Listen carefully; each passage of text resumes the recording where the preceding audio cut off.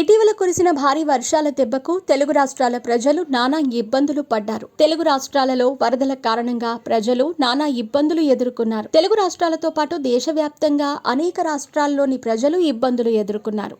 వరద ప్రభావిత ప్రాంతాలకు కేంద్ర హోంశాఖ తక్షణం 5,858.60 కోట్లు విడుదల చేసింది.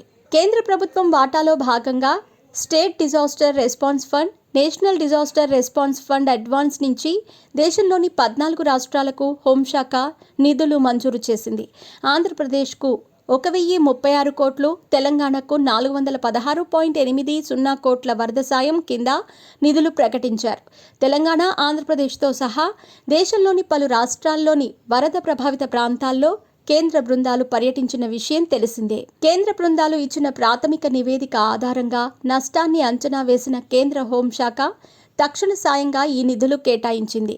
కేంద్ర బృందాలు పూర్తిస్థాయి నివేదిక ఇచ్చిన తర్వాత తెలుగు రాష్ట్రాలతో పాటు 14 రాష్ట్రాలకు మరిన్ని నిధులు మంజూరు చేస్తామని మంగళవారం కేంద్ర హోంశాఖ తెలిపింది. ఆంధ్రప్రదేశ్లో భారీ వర్షాల వల్ల వరదల కారణంగా కొన్ని జిల్లాలు అతలాకుతలమైన విషయం తెలిసిందే. ముఖ్యంగా విజయవాడ నగరంలోని పలు ప్రాంతాలు జలమయమయ్యాయి. ఆంధ్రప్రదేశ్కు వరద సహాయం అందించాలని సీఎం చంద్రబాబు నాయుడు కేంద్ర ప్రభుత్వానికి మనవి చేశారు. అలాగే తెలంగాణలో కూడా పలు జిల్లాలలో వరదల దెబ్బకి ప్రజలు నానా ఇబ్బందులు పడ్డారు. తెలంగాణకి వరద సహాయం అందించాలని ఆ రాష్ట్ర ముఖ్యమంత్రి రేవంత్ రెడ్డి కేంద్ర ప్రభుత్వానికి లేఖ రాశారు.